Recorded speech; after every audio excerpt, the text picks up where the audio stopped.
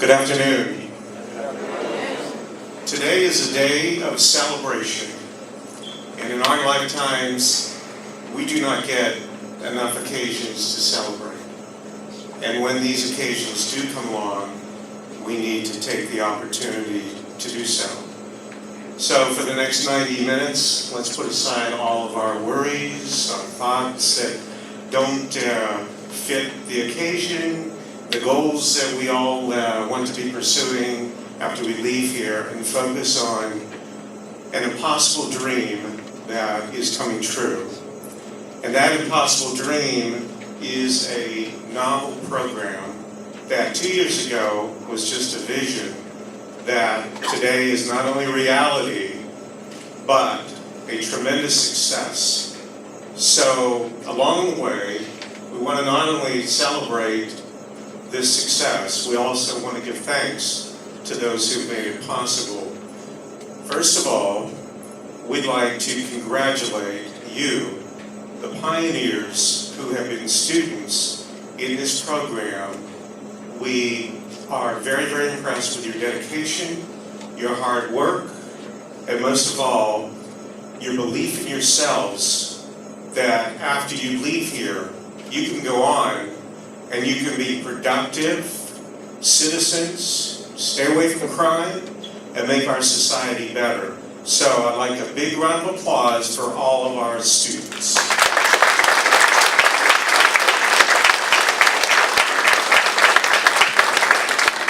This is the 20th anniversary of the partnership between Pamlico Correctional Institution and Pamlico Community College. And up until this program, we have had other very, very successful programs as well, in which we teach vocational skills. And at this point, I would like, first of all, to have all employees of Pamlico Correctional Institution, O'Brien, Barney Owens, Tamika Rich, and all of you who are employed by PCI, please stand for a round of applause.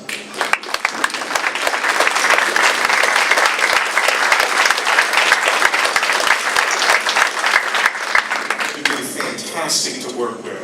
Also, the employees of Pamlico Community College. I've been given the great blessing to be president here at the college. And I've never met a group of individuals at the college level who are more dedicated and caring and willing to go the extra mile. Would every employee of Pamlico Community College please rise?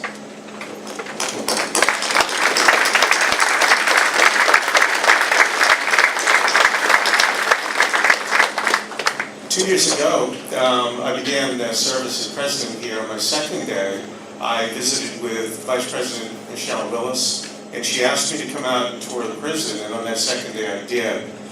When I got out here, I was amazed at what was happening. My eyes were open as to something in society that I really had turned my back on.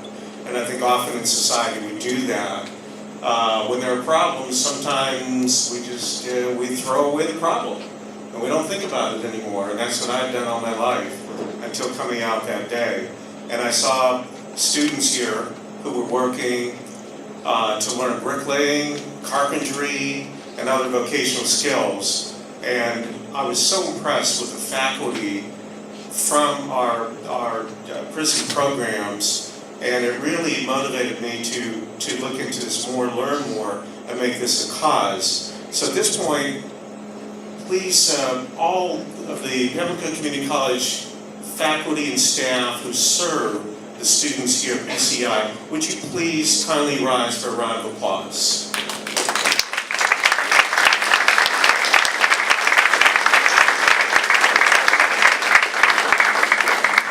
We have VIPs here today, and I'm going to take about 5 minutes and introduce you, and we appreciate you coming, many of you from miles away, and giving your valuable time to be here. And I'd like to start, if I may, with the leaders from the Department of Public Safety, who I've been so impressed in working with. And I'm going to name some names here. If I leave your name off and you're with the DPS, please stand up from the statewide level or regional level. And of course we have Judge Reuben Young, who will be our keynote speaker. We also have with us Janet Bundy, Lauren Harrell, Joseph Stiles, Calvin Tyson, Dr. Anthony Van, Dr. James Clare, Nicole Sullivan, and Sophia Feaster. Please rise for a round of applause.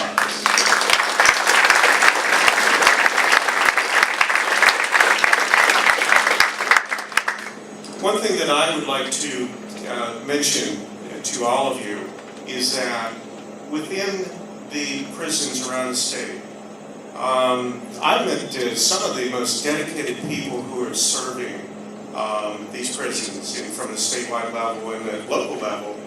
And so it's important for all of us to recognize that we have serious problems with our society, but when people work together, there's nothing that we cannot accomplish. And that's the key thing, is that we all work together. And that's what we have seen here. And that is what has created this program. I have to tell you, I'm the most least likely person to be standing up here today having played a role in bringing about a program that we believe will be a model for our state and even our nation.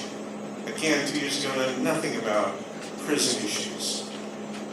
What I did have as an idealist is a deep desire to make lives better. And what occurred 2 years ago, we began the process of developing a vision of how to make lives better.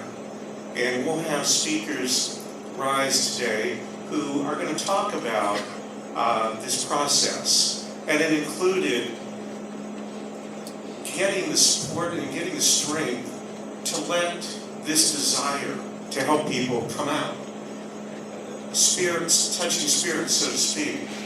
And first of all, meeting with Senator Sanderson, and then meeting with Superintendent Daniels, and then meeting with our staff and DPS officials, and saying, we can do better, and we must do better. And magical things have occurred. We have with us guests today officials who have made the state better in many ways. I'd like to start with, we are pleased to have a State Board of Community College member, Ann Woodford. Ann, would you please rise? The State Board was instrumental in as they approved this program, being able to offer the associate degree, which was a monumental achievement. In addition to that, we have our Pamlico Community College trustees. We have Beth Baxot.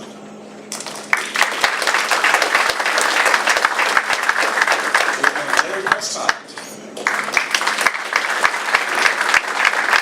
And we have Doug Pearsall. From our PCC Foundation Board, we have the President, Carla Burns. We have two of our distinguished community college presidents in the state of North Carolina. We have Paul Hutchins, Dr. Paul Hutchins, president of Martin Community College. We also have with us David Heatherly, President Heatherly from Coastal Carolina Community College. We have with us the Mayor of Oriental, Sally Bellangio. Sally? And I don't know if Tim Buck was in line. Has Tim gotten here? Tim Buck, the county manager.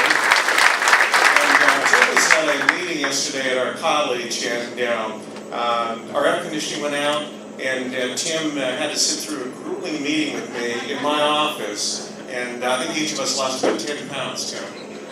Myself, I needed to. So let's see. In addition to that, we are very, very honored to have distinguished members of our press here today. And we'd like to start with Pamlico News. Ben Casey, editor, is here. Ben? We have from the Sun Journal of New Bern, Bill Hand, reporter, and Gray Whitley, photographer. We have from town.net, Keith Smith, publisher, and Allison DeWeese, staff writer. We have from Public Radio East of New Bern, Valerie Crowder, news reporter. We have from WITN-TV, Stacia Strong, New Bern Bureau Chief, and Craig Mulligan, cameraman.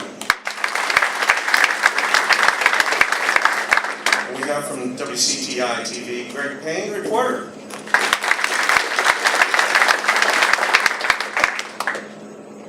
So I believe I have mentioned everyone. If I left out anyone, I'll get you when we have the different people that we introduced. But I want to close this welcome just by saying this welcome is intended to say thank you, congratulations, and thank you. It's sometimes difficult to realize, to figure out what life's all about. And I happen to believe that the only thing that makes sense to me is that life is all about trying to make other lives better. And what we have here today, because of caring people willing to go the extra mile, and despite all the obstacles, and we had so many obstacles, it's unbelievable. So many obstacles in getting the money. I mean, nobody thought that was possible. So many obstacles to putting that program in place here in this prison. Never thought it was possible. So many obstacles then to setting out the curricula so that our students will be able to get credit and then go on and get an associate degree, and on and on and on. And because all of you here, this magic has occurred. And what was seen as an impossible dream is coming true. So thank you to each one of you who've made the impossible dream come true.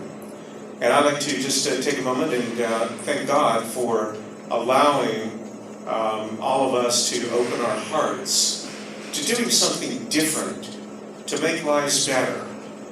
And for you students, you've made mistakes. But we've all made mistakes. No one should be thrown away in our society. So you're getting a second chance. And we're so proud of you for using that second chance to turn your lives around. Our society needs you when you get out to be successful. So we're all proud of you. And to note what an impossible dream this is, we're going to go forward with our program now with a rendition of The Impossible Dream.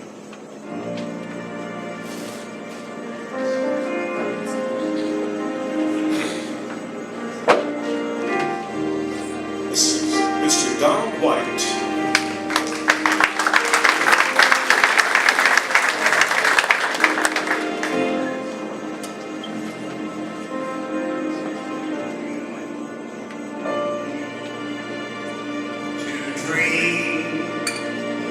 Impossible dream to fight the unbeatable foe, to bear with unbearable sorrow, to run where the brave cannot go, to write right to belong, to love you're in chase from afar, to try when your arms are too weary, to reach the unreachable star. This is my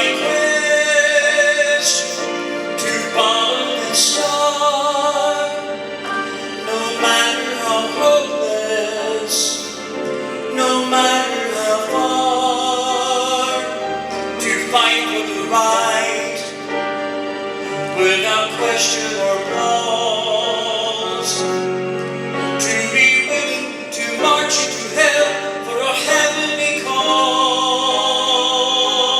And I know that I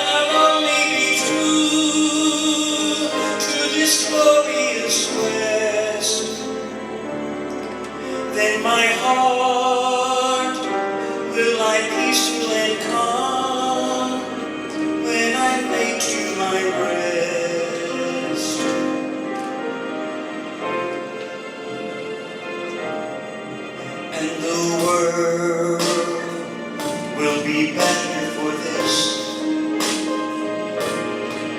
That one man, scorned and covered with scars, he still strove with his last ounce of courage to reach the unreachable star. And I know if I'll only be true to this glorious quest, that my heart will lie peaceful and calm when I lay to my rest. And the world will be better for this. That one man, scorned and covered with scars, still strove with his last ounce of courage to reach the unreachable star.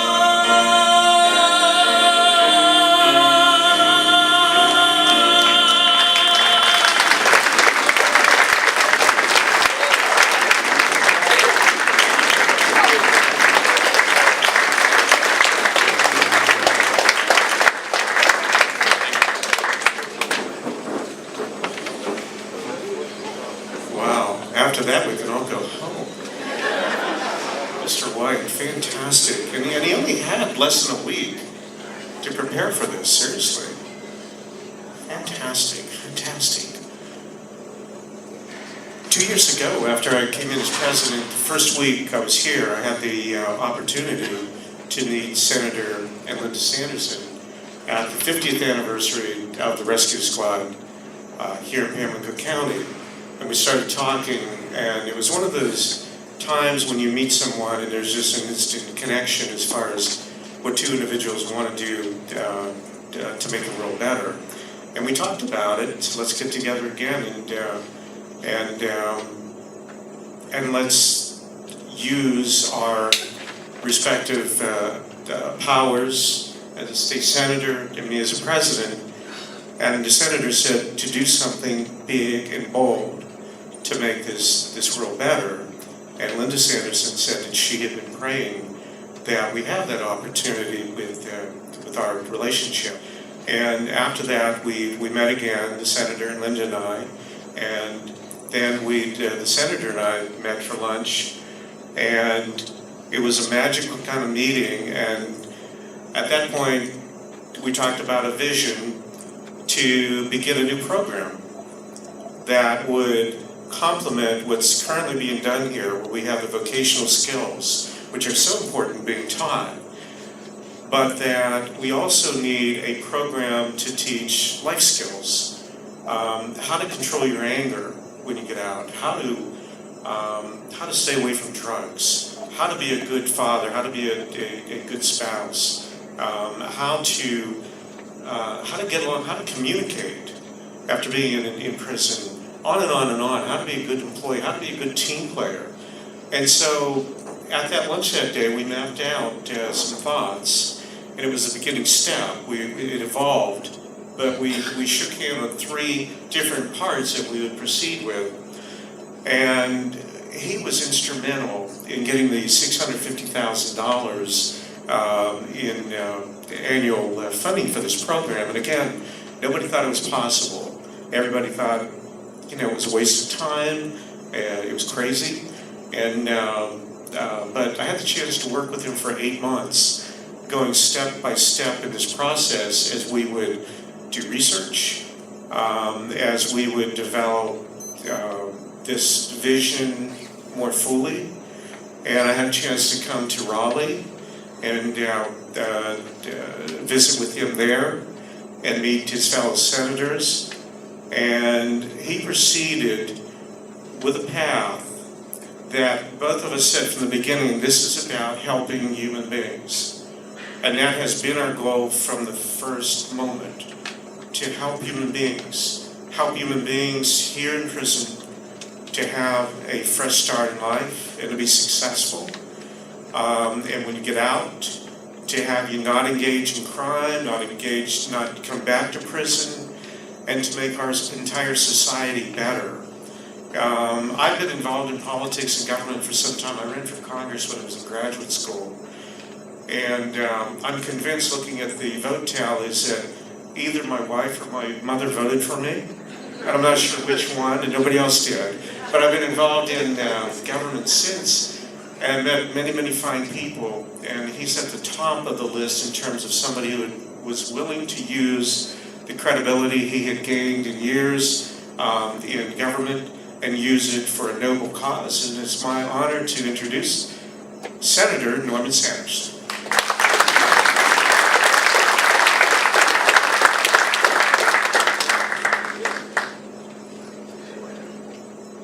I don't want to say a whole lot because I don't want to diminish that grand introduction that Dr. Ross just gave me.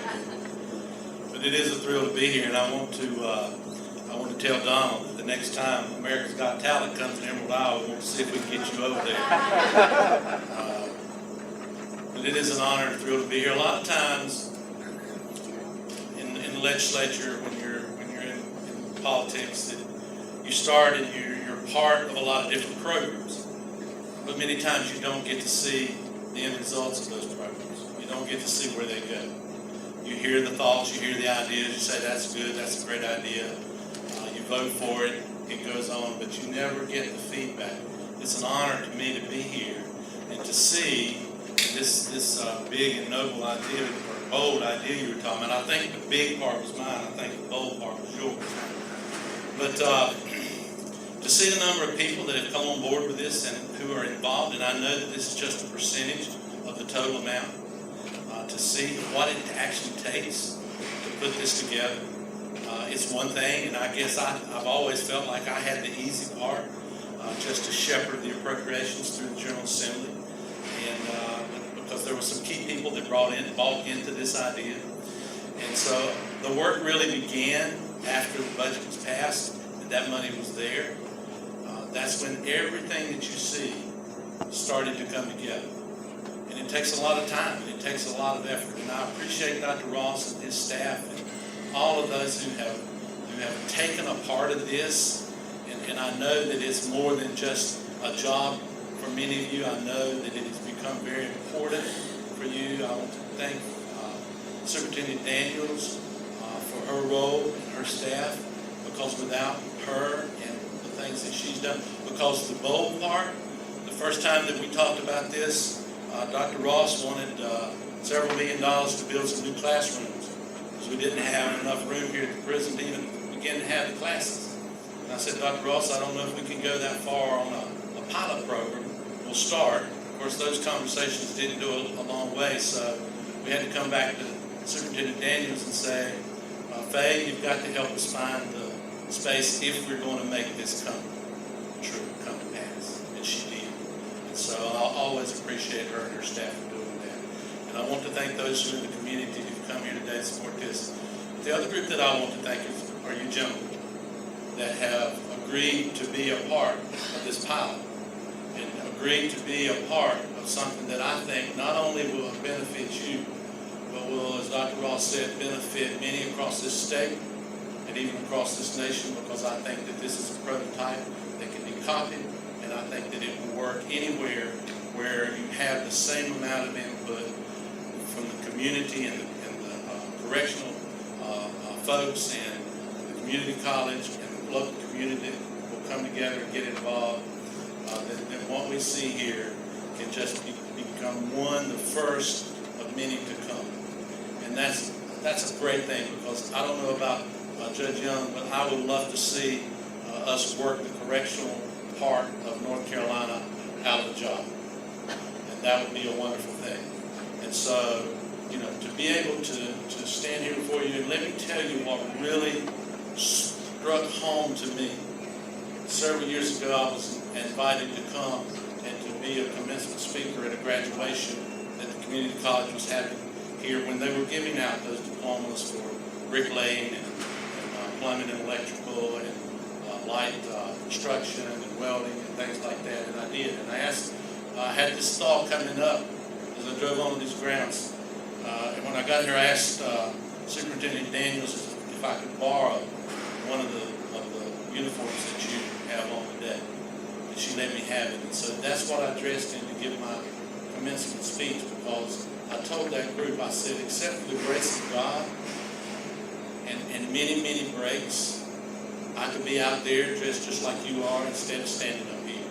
And that's the way I feel. And so like Dr. Ross said, everybody, if I think of the number of second and third and fourth and 50th and 100th chances that I've had, then why is it incumbent upon us to give you gentlemen every opportunity? You know, we can build walls and we can put gates on them, but that's not going to take care of the problem. Because if we don't have something inside those walls and those gates to instill hope in what your future has an opportunity to be, then what we do, all the programs that we do on the outside, just waiting for you, and they're great programs, waiting for you to return, and then we start work. If we can start to work months and even years earlier and give you that hope, then that's what's going to make the difference. But when I stood at that commencement exercise that day, I asked that gentleman, we probably had 100 folks in the room, and I asked how many of them had children at home. And over 3/4 of them raised their hand. That is why we want to give you every opportunity. Not just for you and your future, what time you have left, and that's important. This is a generational thing. This is something that we want to affect your children and your children's children and their children, because it does have a tendency to follow the bloodline. And we have to stop that. And you do that by injecting hope into that series of events. And when you can do that, then you can change people's hearts and their attitudes. They're looking forward to stepping outside of these gates, not to go back to the way of life that they got them here, but with a hope and a future, which is what God promises to us, and that He will use that to turn your life around and affect your children and your families and your grandchildren and all that come. So thank you for being a part of this, whatever part you're playing. Again, this will come up for refunding in January and February next year. With the results that I see here and the reports that I've gotten from Dr. Ross and from the staff that teach you guys, and they talk to me about how your thoughts and your attitudes are changing. I think that we're going to be able to do it, and we'll probably maybe have to run this as a pilot for one more session.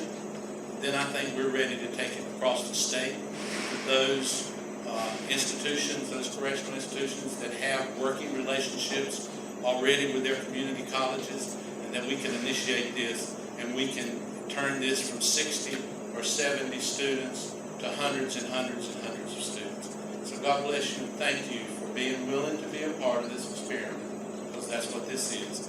And thank all of you who have been a part in getting us to this day. Thank you.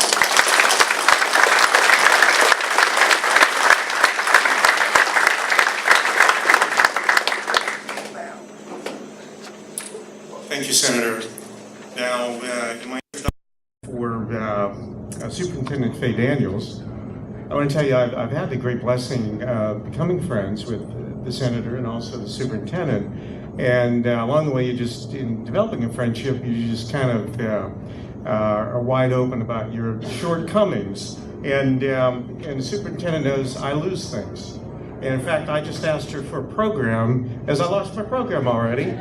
And she and I had lunch last week to talk about this program. And in the middle of the lunch, I looked around and I said, Superintendent, where's my fork? And she said, what? Do you see my fork? And she says, what are you talking about? I don't see my fork. And honest to goodness, I lost my fork. And we never found it. Looked under the table and everything. And she and I have talked since and said, I gotta go, I gotta look for that fork. So I appreciate her being willing to be associated with me with this kind of shortcoming, and I appreciate the program as well. Superintendent Daniels and I developed a similar relationship as the senators had with both of us. And when we first met, shortly after I met the senator, we started talking about the potential of doing something big and bold and new to develop life skills. We touched each other's heart. You know, what's possible? What can we do? What's needed so that when you get out, you have a fighting chance to succeed? And that's what the basis of our conversations were. And we knew that there were tremendous obstacles. And we come here, and she was never one who would say, no, that can't be done. And first thing, where's the space going to be? And well, it's impossible. You just can't find it. But we walked around and said, no, we're going to find it. And every obstacle that came up, she was there to provide extraordinary leadership to make this happen. And, we hear about leadership, but she had it. She brought out the best in everyone here so that there was this vision that we're going to overcome all obstacles. And our program is not perfect. There are no programs anywhere that are perfect. But what they have done here is miraculous in allowing us to have this program and to just overcome the many, many obstacles along the way. So it is my great honor to introduce an extraordinary leader and champion of this program who has made this success possible, Superintendent Faye Daniels.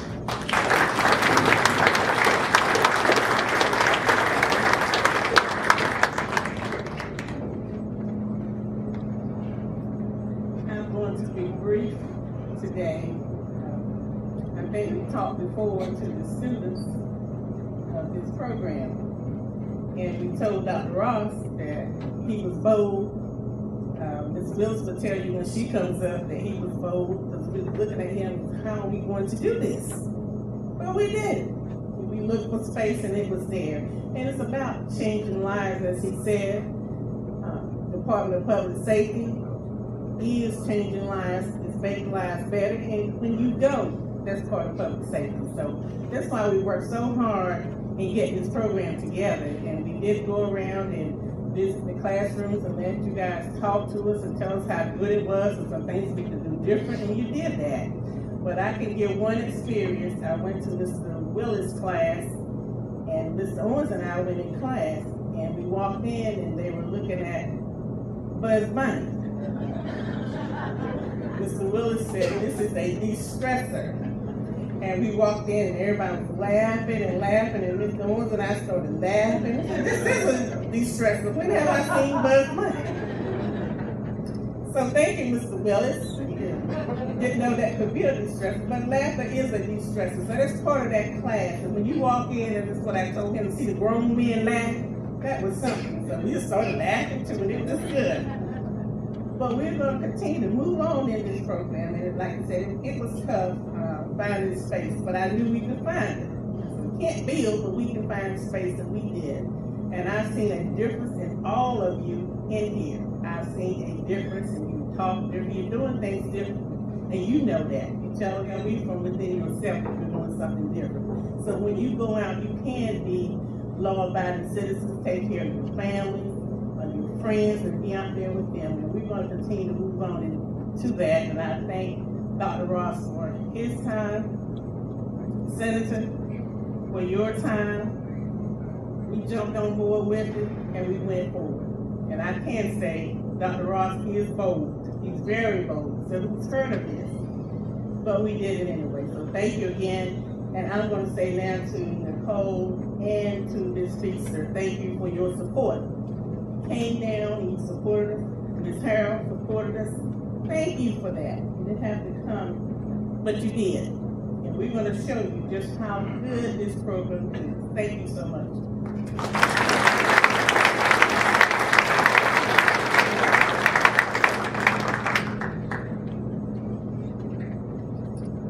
Thank you, Superintendent. We did get a text message from Little Italy. They did find my fort. So that's the good news. Along the way, I think we've driven everybody crazy. You know, the term bold is being thrown around, and I think you have to pursue boldness to institute change.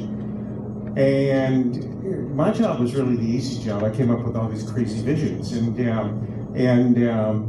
from our perspective as a college, Vice President Michelle Willis, Vice President of Instruction, was the one who was responsible out here to really make it happen. And we would get together, and I'd have about 10 things, and I'd ask her to do them. And she said, "When do you need this done?" "Oh, by 2 o'clock today will be fine." What? But the kinds of things that she did were really consistent with achieving an impossible dream.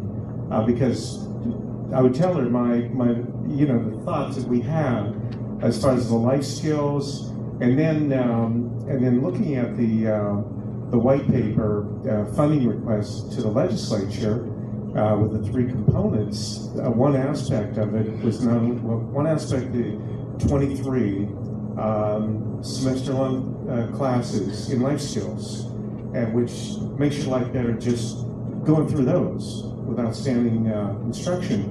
And the second part, we would have someone who, as you leave, could help you as a liaison to the employers of the state, so it improves your chances to get a job. And the day before I was to meet with the senator to give him the final draft of the white paper legislative proposal, it still didn't feel complete. And at that point, we'd all read all kind of documents, and that night in bed, my wife's sleeping and all, and I'm reading this really boring 400-page document on recidivism. And there in the middle was one line that changed everything. And the line was that in Ohio,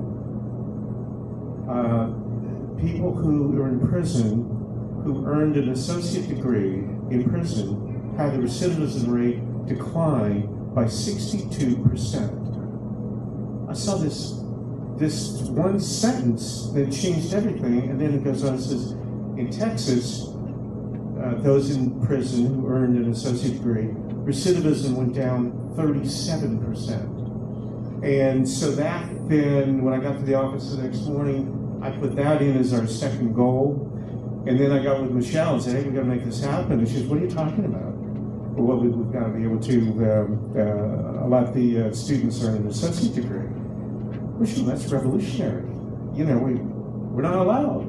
"Well, then what do we have to do to get permission?" And so it was really her championship work that said, "Okay, here's how we can accomplish this vision.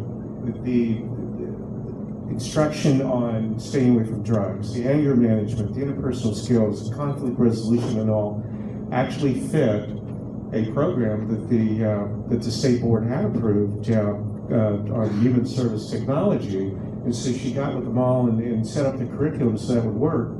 And then later, going for the associate degree, worked with the state and then with the state board to make this happen. Along the way, Lisa Estep from the state board was kind enough to come and really take an interest in this as well. But Michelle, this could have been 10 people's full-time jobs, what she did. And again, I had the easy part from our college. She had the really hard part. So I'm really proud to introduce her and the senator, the superintendent, and Michelle, all under the category of extraordinary partners. And I'd like Michelle to come up and to say a few words as one of our extraordinary partners who've made this happen.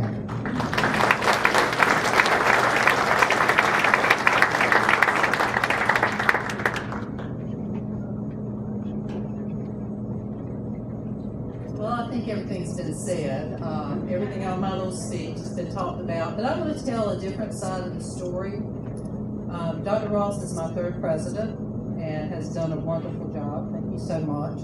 And I met him the second day, as he said, and it was about 9 o'clock on a Tuesday morning. Well, all the instructors here know what we do on Tuesdays at 11 o'clock. We go to lunch. We call it Pork Chop Tuesday. So I thought to myself, 9 o'clock, I could be out there in 2 hours.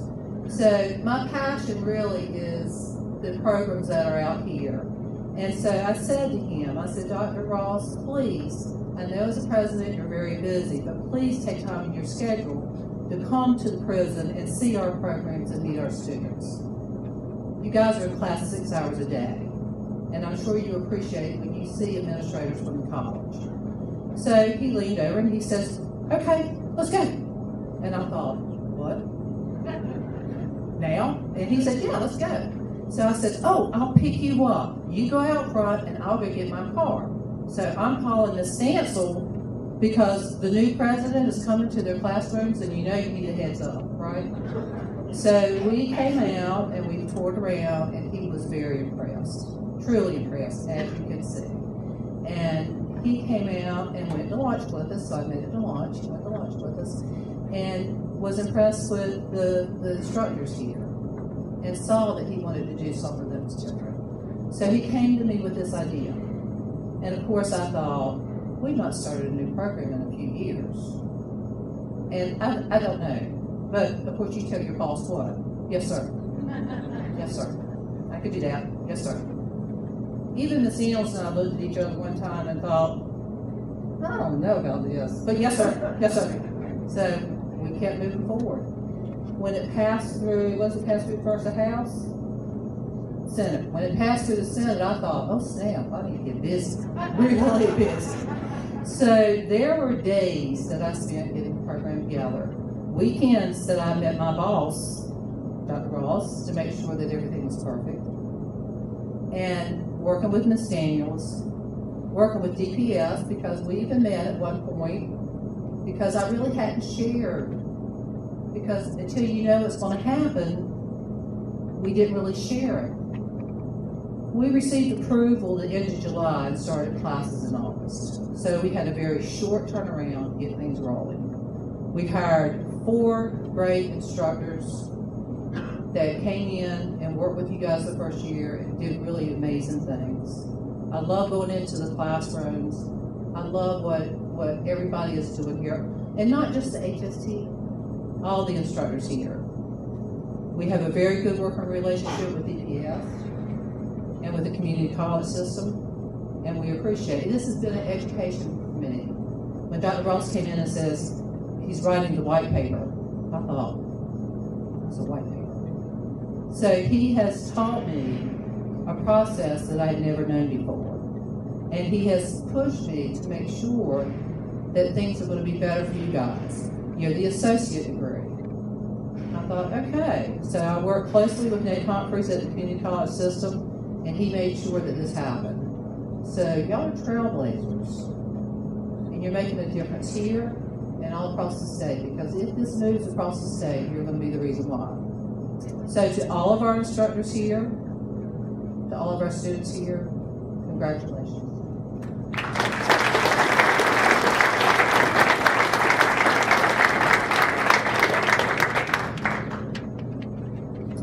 Each of the 3 previous speakers were instrumental to us being here today. There was another individual who was also instrumental, and that was the Director of Prisons for the state, Ken Lassiter. Ken and I had a chance to meet at our volunteer program right here, and it was another one of those situations where you just connect with someone, and we talked about leadership, we talked about the purpose of life, and various things, and just there was a connection. And in particular, what our purpose would be in helping those of you in prison to do better when you get out, so you're not involved in crime and you're successful. And Ken went on to be named, at that point, the Director of Prisons. Now, after the appropriation was passed, there was a great deal of miscommunication about our program, and I blame myself that I did not do a good enough job to communicate what this was all about, and to individuals across the state within DPS. And so we were facing quite a challenge, as many of the state officials were looking at this. What the heck kind of program is this? And really questioning it. And to the point where it seemed like it could well impact our ability to succeed. And so Michelle and I met with Ken and his top staff in Raleigh, and he pledged his support to overcome those communication gaps that I had made. And then the gaps continue to be there. And Ken brought a delegation from Raleigh here to PCI, and we sat down, and it was a really wonderful meeting. And it's when I first met Nicole Sullivan and Sophia, and I remember in the meeting, everybody basing it on, okay, how can we leave this room thinking about human beings being made better versus any kind of personal, slight that may have been there because of my communication errors. And I remember saying that these are some of the most brilliant human beings I have ever met in my life. And I felt so inadequate being in that room. But because of that meeting and Ken's leadership, it overcame my errors in communicating with the statewide system. So Ken could not be here today. Yeah, he wanted to, could not be here, but I did want to recognize him, and I'd like a big round of applause for Ken Lassiter. And now, one of our highlights, we go back to our students. We have such outstanding students. You exceeded the goals we had for grade point average, for retention, on and on and on. And when we came and met with you after the first semester and met with every class, the thing that stood out was the love of learning that you gentlemen have. It's incredible. And the fact that you're growing as human beings, not just that you're learning book stuff, but you are growing as human beings already. And you impressed that upon us with that meeting that we had, and then also with the survey that we had, where we asked a question, as is on our program booklet, whether you feel this program will make a difference in your life after you get out. And we thought, well, if we got 50%, okay, that's good. But 98% of you said yes, it will help you after you leave to be successful in society, which was incredible. 85% of you said you believe these classes make you less likely after being released to commit a crime and go back to prison, which is the basis of this whole thing, not having you commit a crime. And then here was the shocker, which I hadn't even thought about, but we included in the question. And Senator Sanderson talked about the generational crime issue. 72% of you believe that by you taking this program, your children are less likely to go to prison. That's astonishing. So at this point, we have 3 of our students who are going to be making comments about what you've gained from the program. And we have Larry Burgess, Colin Mahoney, and Maurice Bellamy. And we'd like to call upon Larry Burgess. Come on up.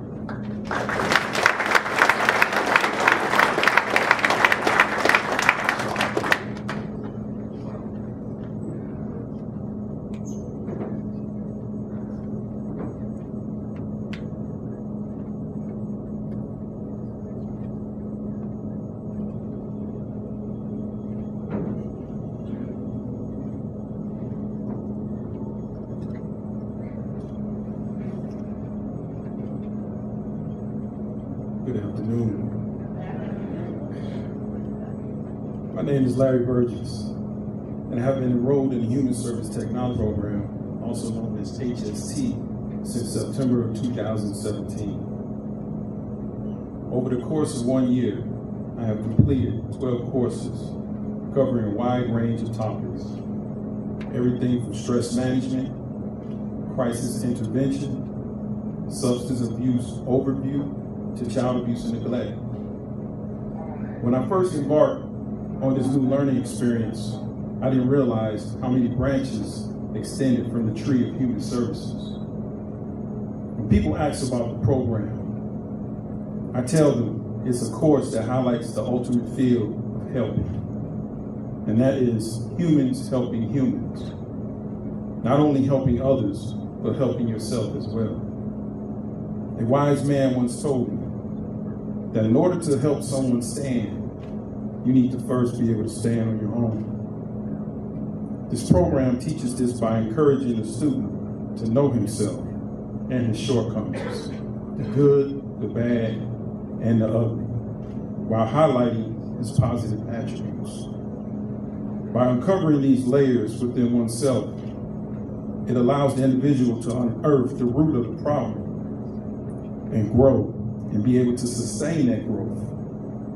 It's like running a diagnostic exam on your life. Too many times we place all the emphasis on the end result from the problem and not the early stages of how the problem came to be. This program probes deep into the origins of the problem and ways to prevent future occurrences and setbacks. The HST program focuses on cognitive behavior by challenging students to change their way of thinking, to resolve conflicts, and manage stressful situations. Another aspect of the course is learning how to interact with your community and providing information, guidance, and resources to help the people in your community, as well as your very own family. This is what human services is all about. From hurricane victims, people needing job placement, drug rehabilitation, or a single pregnant mother who needs prenatal care, this field assists in all these situations and much more. The primary goal of the HST program is to reduce the recidivism rate in the prisons. Anyone familiar with the prison system has heard this word before. Recidivism is derived from the Latin word recidivus, which means reoccurring. And according to Merriam-Webster, the definition states, the tendency to relapse into a previous condition or mode of behavior, especially relapse into criminal behavior. The U.S. makes up less than 5% of the world's population, but accounts for almost a third of the world's prison population, putting the U.S. in the #1 position in the world for incarceration. To put things in perspective, the U.S. prison population is greater than China's, Russia's, and Canada's combined. When offenders are released, there is a 70 to 85% chance that they will reoffend. Statistics show that percentage significantly declines when education is involved in the process. When offenders acquire a high school diploma or GED, the recidivism rate drops to 55%. When vocational skills are obtained, it drops to 30%. When an associate degree is achieved, it drops even lower to 13.7%. And that is cut in half or more to 5.6% when a bachelor's degree has been earned. This is evidence-based practices in its purest form.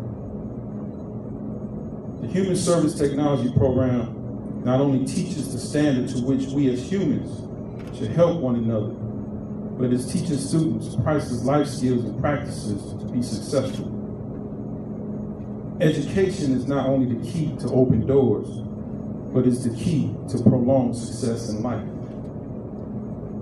In closing, I would like to thank the educational staff, Ms. Stansel, Ms. Rich, Ms. Willis.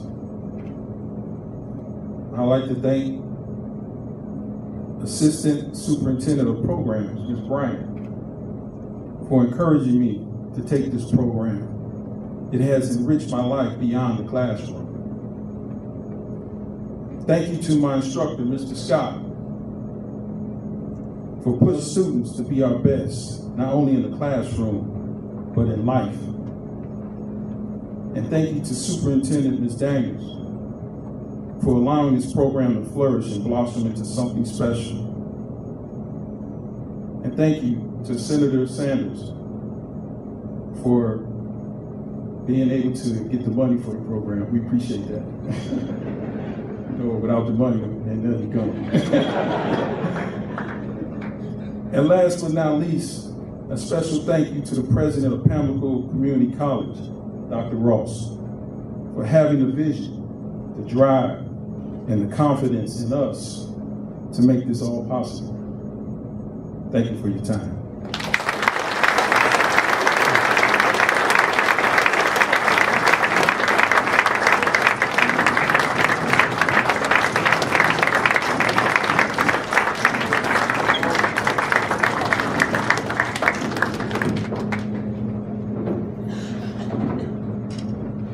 Thank you very much, Larry Burgess. Wow. Fantastic. You know, you are going to do great things when you leave here. You're going to do great things when you leave here. Thank you so much.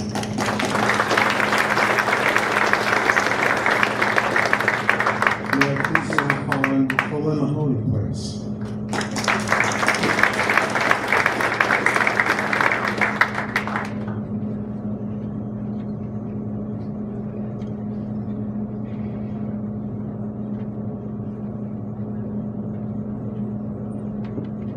How's everyone doing? All right. I knew following behind you was going to be a task, brother. No doubt. My name is Colin Mahoney. I was going to do some shout outs to the people up here, but I think Dr. Ross took care of all that, and everybody out here. I had no idea how many people were actually involved in this, how many behind the scenes, how many, period, actually involved in all of this. I thought it was a handful of people. Humbling, true. Now, as one of the first year students participating in this associate's degree pilot program, thank you for this opportunity, as I'm sure my fellow students would agree. This past year has been an eye-opening experience for me on a personal level, which has allowed me to identify myself and that within me that has been broken for so long. I found out things by taking this class that I had no idea was a factor in the walk that I was making daily. Some of the classes, from our Introduction to Human Services, Maslow's Hierarchy of Needs, through to child abuse and neglect, conflict resolution, that's a big one. All these things in the evidence-based practices that place us in a certain area that if we had this knowledge prior, we could have assessed ourselves, diagnosed ourselves to a certain degree to go further and do better than what we've done. Throughout this course, there is a recurring theme: communication. Lack of it destroys a lot of things and burns a lot of bridges. The way we communicate one to another is the core of our perception of each other, how we are perceived and how others perceive us.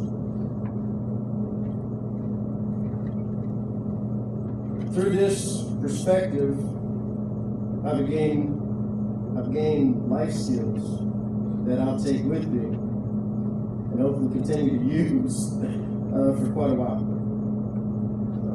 The dynamics between individuals are extremely diverse. Understanding where an individual is, the diversity faces, the multicultural problems that each and every one of us face, helps by taking this type of course, which I would actually recommend to everybody and make it like a requirement for people to take. At least a certificate part, because everybody really needs to know this information that we're learning. What I take with me is mine, and I plan on cherishing it. I've spoken with my own children and family, repetitively I've visited the things I've learned in here, it's actually opened me up. Our communication line is, man, it's blossomed. It's been a blessing to me. In just 1 year, the relationships with these family members that was not so good has dramatically improved. So, based that alone, I'd recommend this to anybody. This is more than I could have hoped for. I look forward to this coming year, second year, to see what else it can do, see what else it can perfect in me, or at least better in myself. I thank you for your time. On behalf of all the students, again, thank you very much.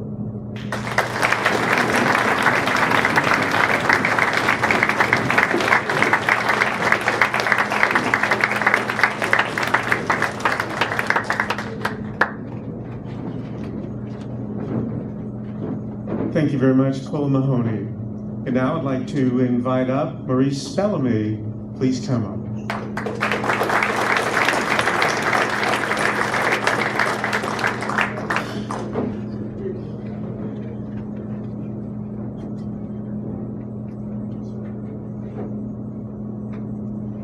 Good afternoon, everybody.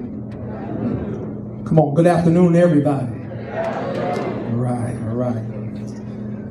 So they asked me to make this speech, and I clearly say yes, it was important, not just for me, but for everyone that's listening here in this facility, and those who will be watching through the media. So let me start with this.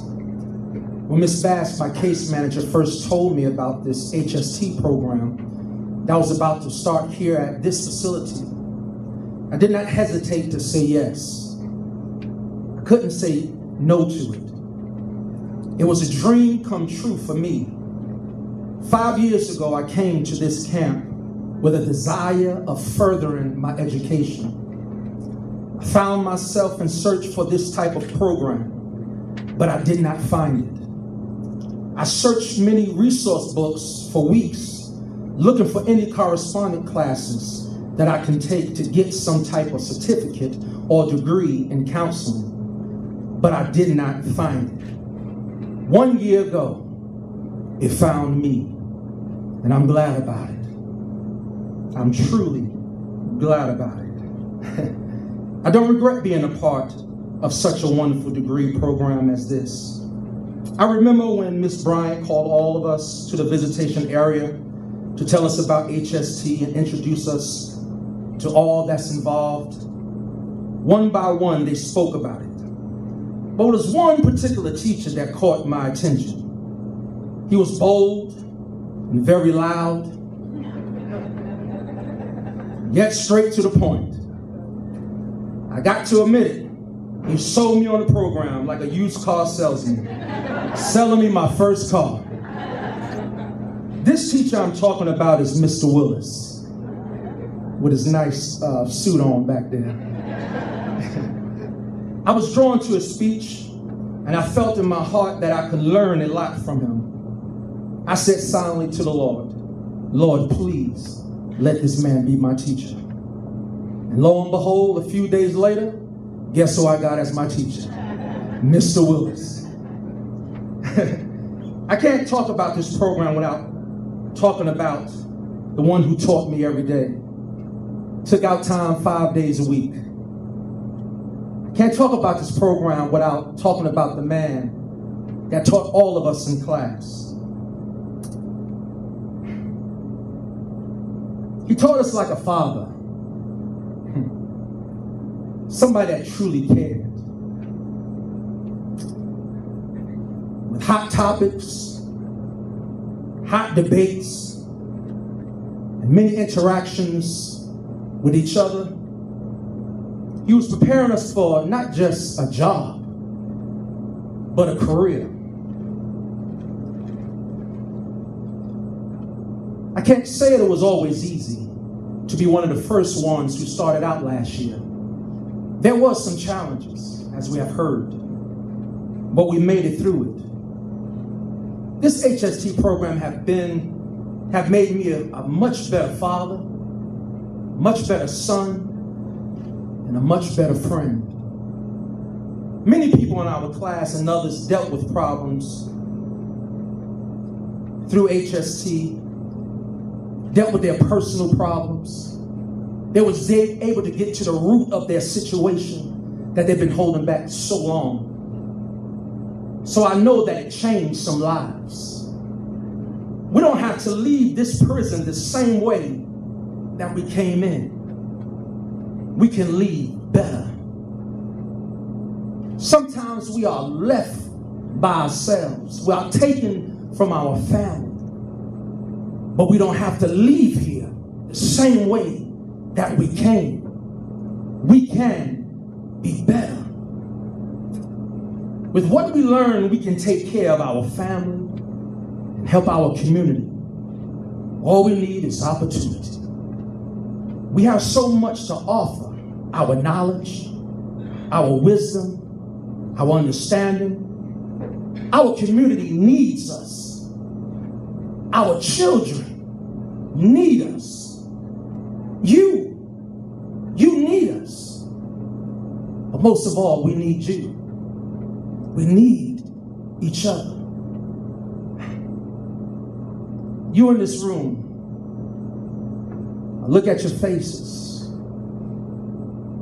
Even though you don't know us, you see something different in us. I encourage any and everyone to take this human services technology class. There are so many benefits to this class. Like understanding human behavior, helping those in crisis. Because no matter how much you prepare for it, you are not prepared. But yet you can have the resources that when that problem arrives, you'll be well equipped to handle it. Caring for those in need.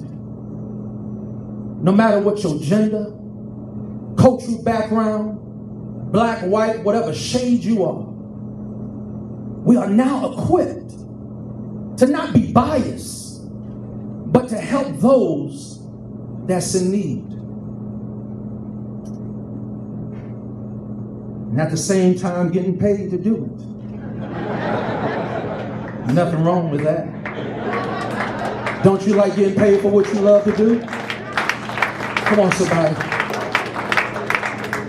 So in my closing, I want to thank Dr. Ross, Senator Sanders. We met when he came to the class.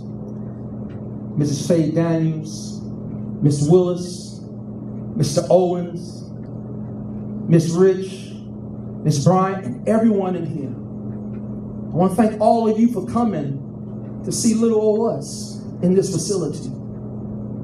So many times we are seen as the bad picture. Today, don't you like the picture that you see today? So I want to thank you again. Thank you for coming. And God bless.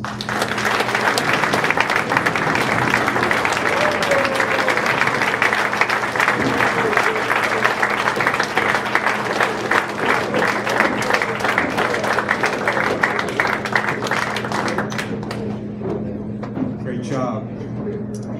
Larry, Cullen, and Maurice, each of you will have an outstanding life and career after you leave here. And you hear this, and it strikes me, and I found when I would get to know you and come to speak to your classes, and many of you provided ideas for this program, there's so much talent here. There's so much intelligence, so much creativity, and you said it right. Our society needs you. You know, when you look at the employment crisis that we have with businesses now trying to find enough employees, qualified employees, you know, they need you. Our society needs you to go out and actually be a model for the rest of our nation, overcoming your challenges. So I'd like to thank each one of you for your fantastic job.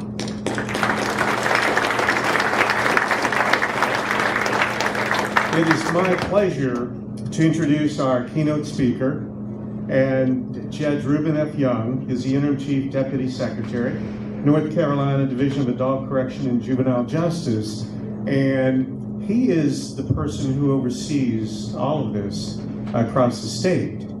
And I had the chance to meet him. We both serve on the State Reentry Council Collaborative, which is developing policy for the state legislature to consider to help those of you here and across the state as you re-enter society. And when I met him, I immediately felt here is someone that we are in excellent hands to be following in this state.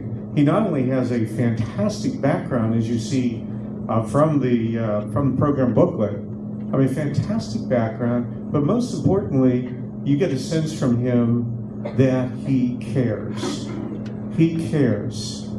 And as we go forward, this program, other programs, it is extremely important that we have a combined effort with those at the top, DPS, and those of us around the state. But with him as a leader, we are in great hands, and it's my honor to introduce Judge Young.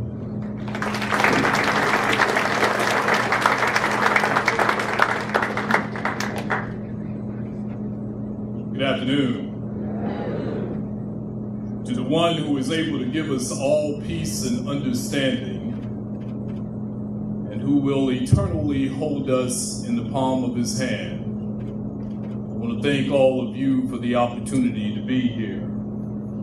I will admit, I feel like I need to be giving a benediction.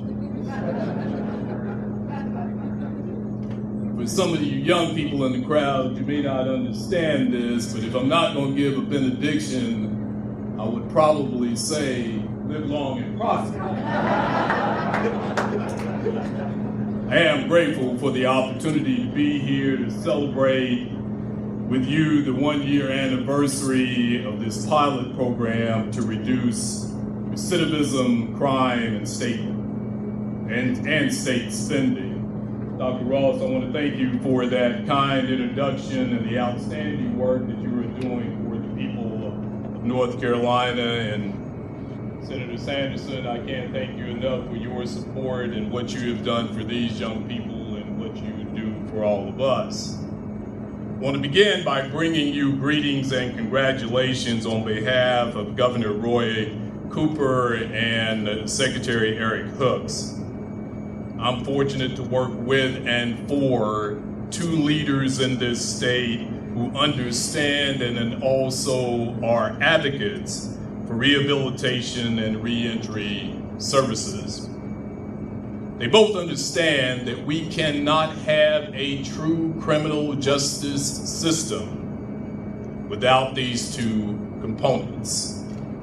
I also want to extend greetings and congratulations to these young people on behalf of the Director of Prisons, Kenneth Lassiter, who regrets that he couldn't be here today because of other obligations. I also want to take a moment and thank my people, Superintendent Faye Daniels and her staff, for the outstanding leadership and work that they have done, not just for this program, but for what they do every day.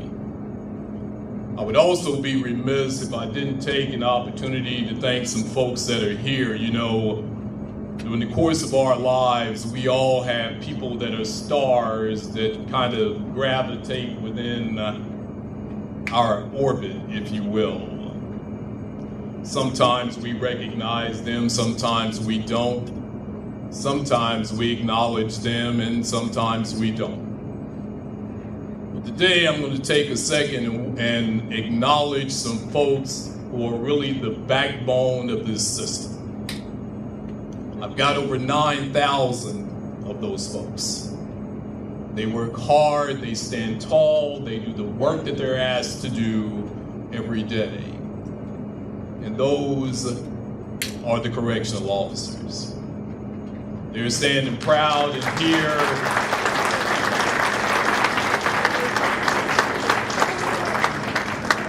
in their uniforms, and I'm proud of them for the work that they do, but I am also proud of the opportunity that they give me to work with them. thank all of you very much for what you do every day. Now, it's my understanding that Superintendent Daniels is retiring soon, and we'll miss her immensely, but we know that her work here has left an indelible mark on untold lives. We're going to talk about that retirement thing after this is over with, too. Let me tell you that by way of context, that I am a person of faith and the son of a minister. Now, I will admit that I did not learn all the lessons that I was supposed to growing up, but I learned a few. And those few served as guideposts for my life. And there was not a lesson that was more important than the one that I learned, which is, there but for the grace of God, why? All of us have a journey that we have traveled. I don't know yours, nor you know mine. But I do believe that all of us are one decision or one circumstance away from being somewhere else or doing something else. This premise is underscored by the fact that the average sentence in North Carolina is 3 to 5 years. Furthermore, that means that 95% of the individuals that have been entrusted to our care and custody will be released back to their communities at some point or another. Which really raises the fundamental question: what are we doing?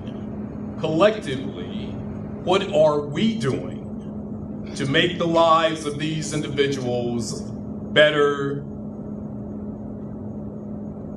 when they leave than when they came? I submit to you that the answer to that question lies in the importance and success of this program. Because see, reducing recidivism, crime, and state spending is all our responsibility. This program literally is changing lives. It is undebatable that people who have a quality education and job opportunities have a better chance for success than those that do not. I believe that individuals that are incarcerated are not any different than anyone else, in that they want a good education, equal job opportunities, and the freedom to worship as they choose. Between 60 to 75% of the people that are released from prison remain unemployed after 1 year of being released. Supporting people re-entering society with housing, job, and educational opportunities help build safe, strong communities. This program is not just about changing the lives of the men, and hopefully one day women, who participate in it, but all of us will stand to reap its benefits of living in a more safe and productive society. Look, all of us have made mistakes. And unfortunately, we're going to continue to make them. But once we have atoned for those mistakes, that debt has been paid in full. Simply put, to demand that people pay a debt that they no longer owe is both morally and legally wrong.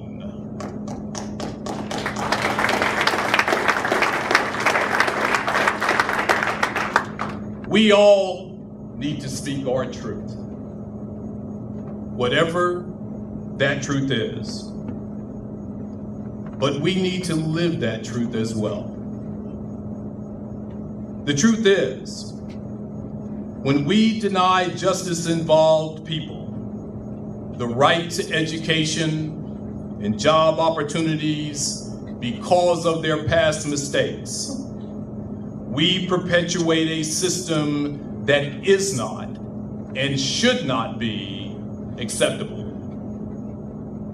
This program's truth is a testament to society's commitment to forgiveness, rehabilitation, and reentry, which is and should be available to all of us.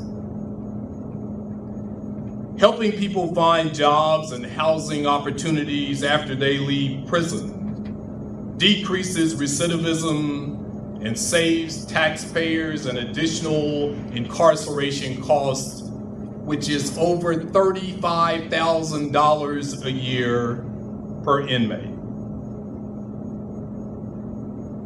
We all have to work to be better people and citizens. But we don't get there by abdicating our responsibilities to each other. Because regardless of our station or position in life, we all have fallen short and are not deserving of God's mercy and grace. But yet, here we are. Historically, many of you may recognize Dr. George Washington Carver as a scientist and inventor.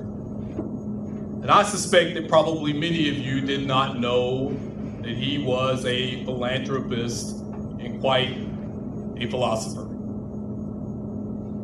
During his years of works, he once said, "How far you go in life will depend on you being tender with the young, compassionate with the aged, and tolerant of both the weak and the strong. Because at some point during the course of your life, you will have been all of these things." Dr. Ross, thank you again for the opportunity to be here, to share these words, but more importantly, to congratulate you, your staff, and these young people on the success of this program thus far. I'm convinced that your efforts will continue to light a path that has been dark for far too long. Thank all of you, and may God's grace and peace be with you always.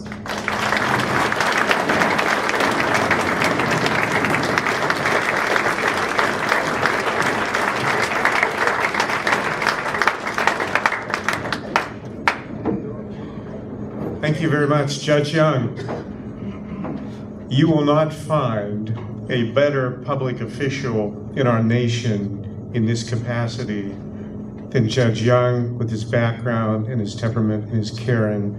Thank you, sir, for devoting your career to all that's right.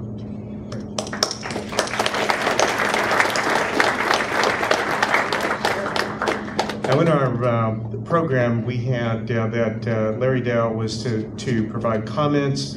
He has had something come up he cannot, and we're going to have Lauren Harrell speak on his behalf, but I wonder if we may go out of order just a little bit and go to our presentation of certificates, and then Ms. Harrell, if you could provide comments after that, so we can do that. So at this point, if we could call up Hope Bryant and Tamika Rich, and Michelle and I are going to hand out certificates to each one of our Pioneer students from this first year.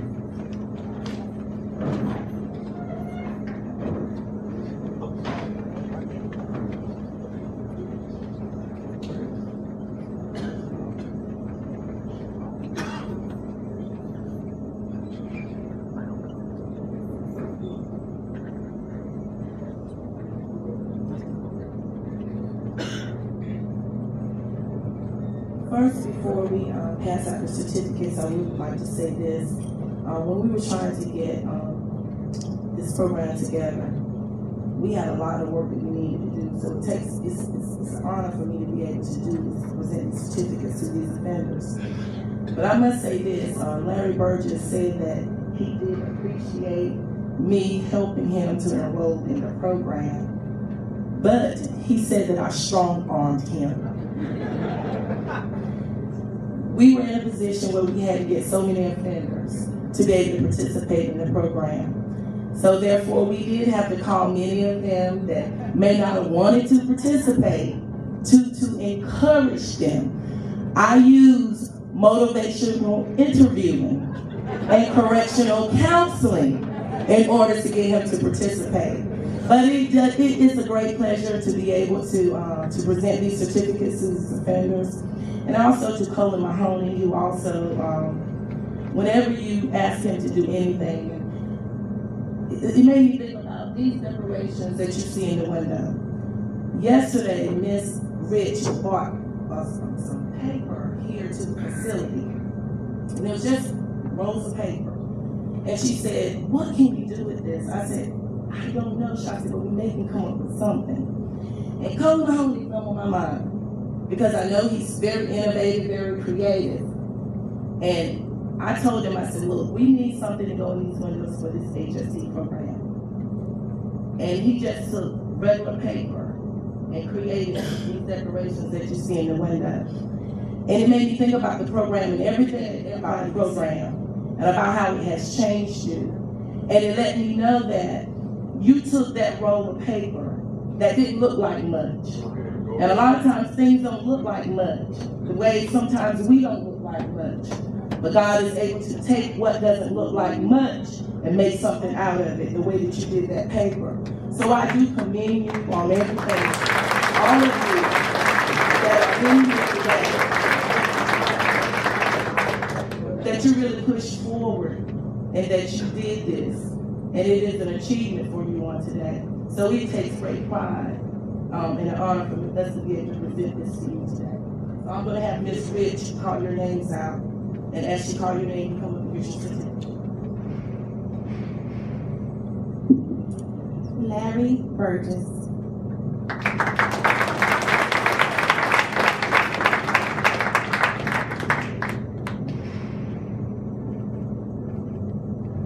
Colin Mahoney.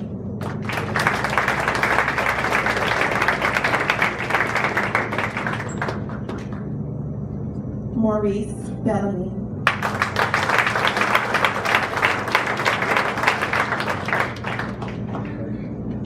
Dustin Bailey.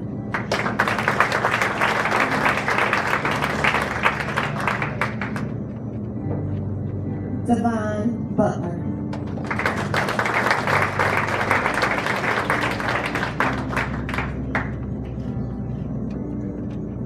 James Coleman.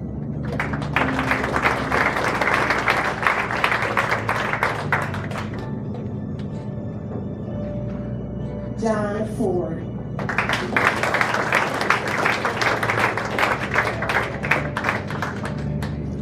Scott Bashorn.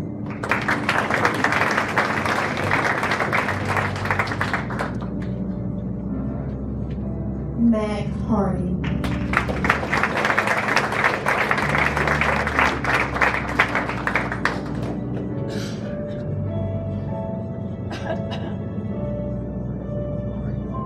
Jameer Heard.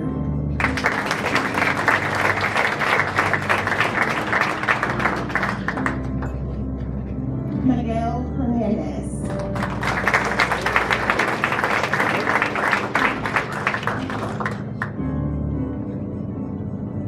Patrick Henry.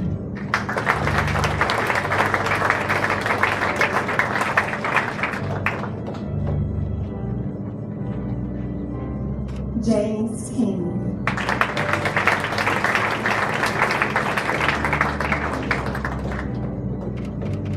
Key Ellen Leary.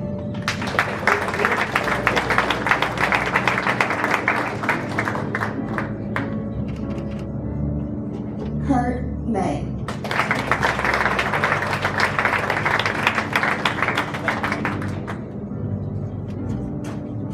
Jeff Jeffrey McGee.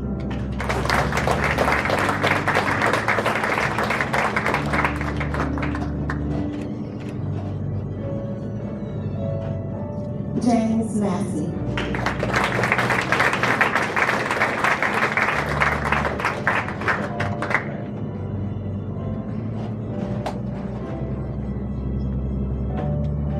Timmy Moretti.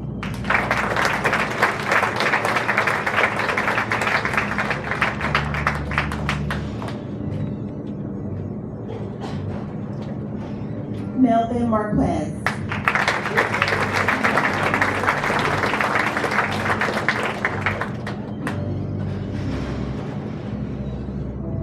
Hakeem Muhammad.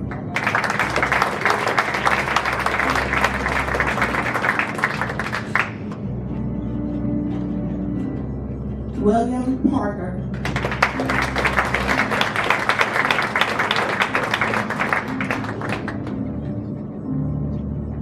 Scott Pullman.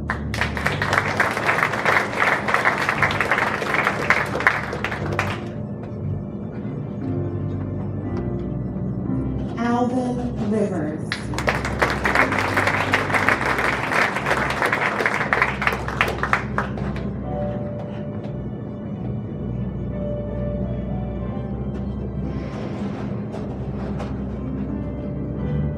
William Selby.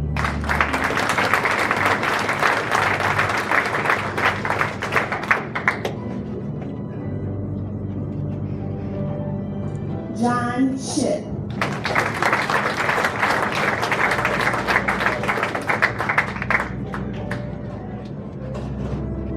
Corey Simmons.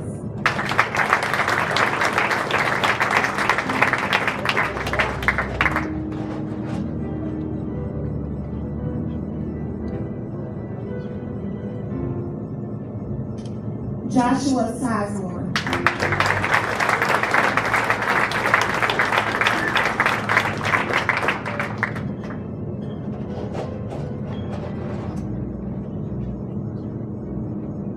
Kelvin Slade.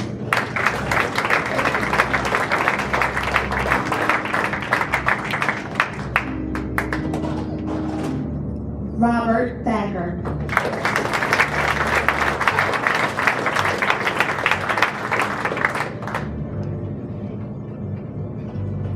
Philip Baxton.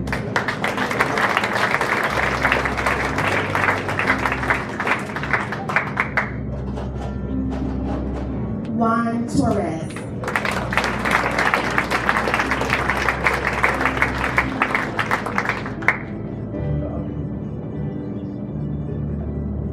Stephen Upchurch.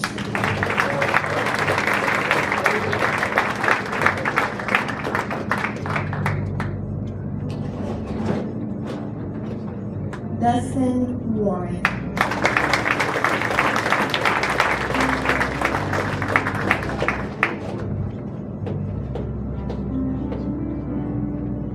Brian Weeks.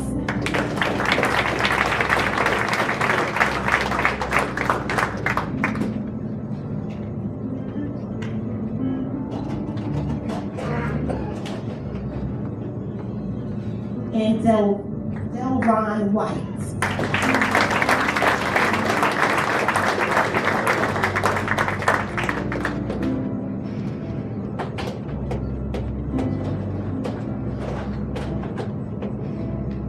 Congratulations.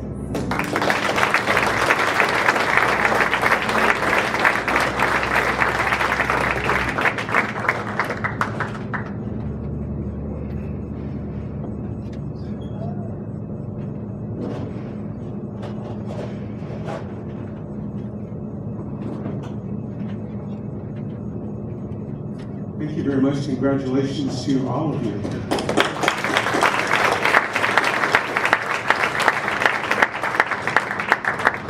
Again, we have this morning Harold, who's going to be coming up and representing Larry Jack. So,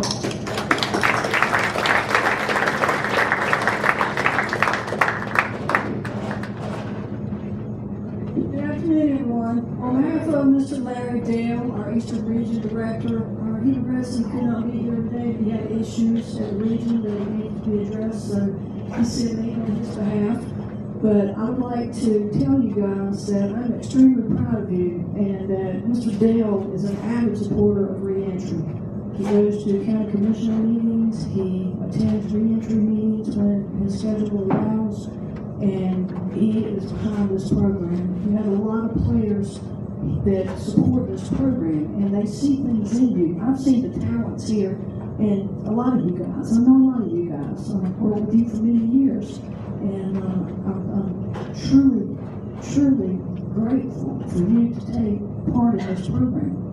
And you've done an outstanding job, and this will take you places. This environment allows, this is just a season for you guys. It's a season, okay? This is not your destination, all right? So take what you can from the educational tools and the components that are provided for you, and make those work for you. Because people are getting out, they're successful, they're getting jobs and doing things. Is there obstacles? Yes, there is, and there will be. But that doesn't mean that things will not work for you. You reconnect with your families, good things. So on that, congratulations, and good luck to you on your future endeavors.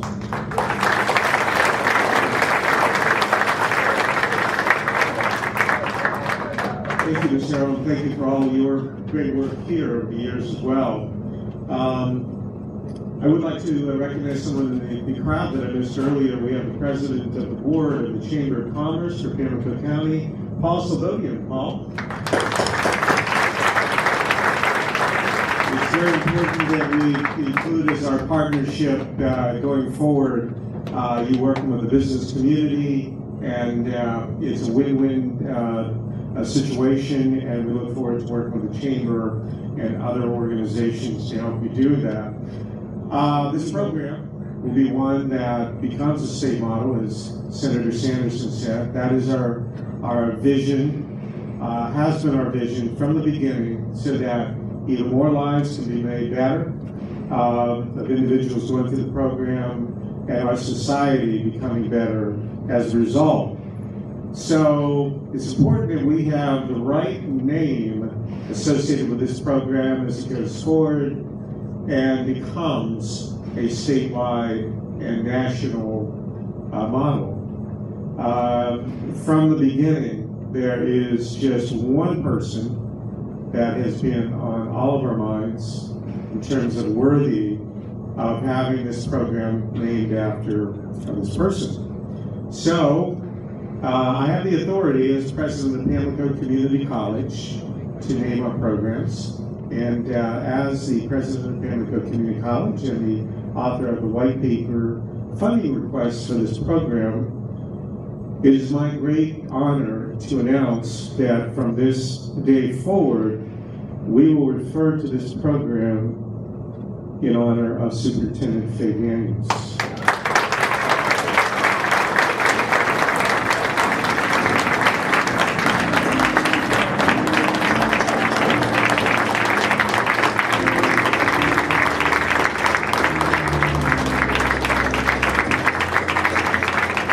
Naming the program for Superintendent Daniels, we recognize the superintendent who has devoted 3 decades for life to faithful service to others, never expecting recognition, never expecting credit. But this program will be named from here on in the Pamlico Community College Faye Daniels Recidivism Program.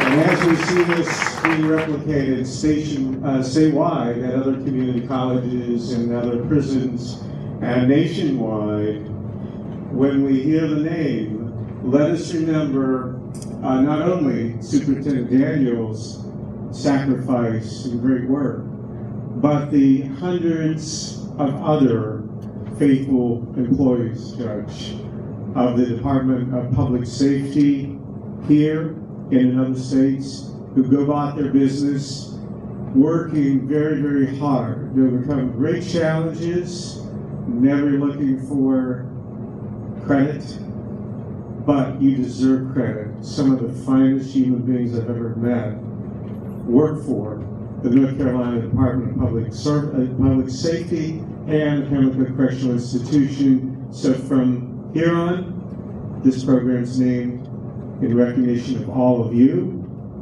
And with that, I want to thank all of you for coming today. We will have refreshments for you, and we want to just leave you with this thought, that as we go forward, all of us who are not within this prison, and those of you who temporarily are, outside these walls is a world to be helped. And it's all of our responsibility. The good Lord is looking down on us today and asking us to please rise to the occasion and make this world better. We're counting on you to do it. Thanks so very much.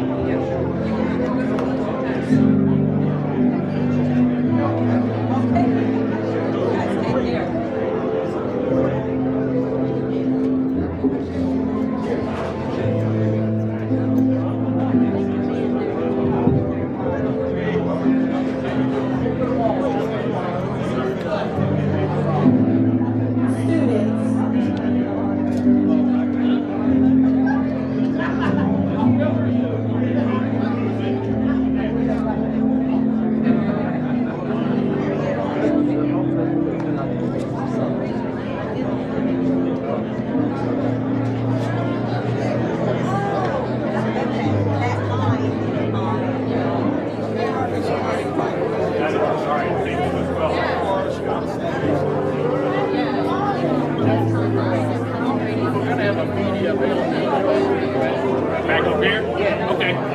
Yeah, I told you.